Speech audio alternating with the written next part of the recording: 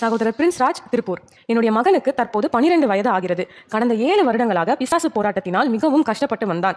எப்பொழுதும் தலைவலி ஏற்பட்டு கொண்டே இருக்கும். சரியாக தூங்க மாட்டான். அதிக அளவு கோபப்படுவான், எரிச்சல் அடைவான். சிறு வயதிற்கு ஏற்றபடி அவனுடைய நடவடிக்கை இருக்காது.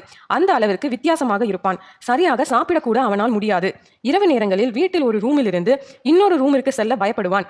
இதற்காக மருத்துவமனையிலும் நாங்கள் பரிசோதித்து பார்த்தோம். ஆனால் எந்த ஒரு பலனும் கிடைக்கவில்லை.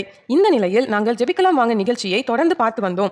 ஒவ்வொரு நாளும் சகோதரர் மோகன் சிலாசஸ் அவர்கள் வாசிக்கும் சாட்சிகளை பார்க்கும்போது என் மகனுக்கு ஒரு அற்புதம் நடக்கும் என்ற விசுவாசத்தோடு ஒவ்வொரு நாளும் ஜெபித்து வந்தோம்.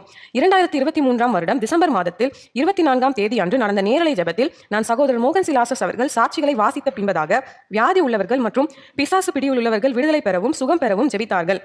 நாங்கள் என் மகனின் தலை மீது கைகளை வைத்து ஜெபித்த போது சரிந்து கீழே விழுந்தான். அதன் பின்பதாக என் மகன் என்னிடம் கூறும்போது ஒரு உருவம் என்னை விட்டு போனதை நான் உணர்ந்தேன். இப்பொழுது எனக்கு எந்த ஒரு பயமும் இல்லை. என் உள்ளத்திலே எனக்கு சந்தோஷம் இருக்கிறது என்று கூறினான். பெரிய ஆச்சரியம், அதன் பின்பதாக அவனுக்கு பிசாசு தொந்தரவு எதுவுமே இல்லை. இப்பொழுது ஒவ்வொரு நாளும் நன்றாக சாப்பிடுகிறான், நன்றாக தூங்கிறான். இயேசுவே என் மகனை தொட்டு பூரண விடுதலை கொடுத்துள்ளார். இயேசுவுக்கே மகிமை உண்டாவதாக. 12 வயது நிரம்பிய மகனுக்கு இயேசு ஒரு அற்புதம் செஞ்சிருக்கார்.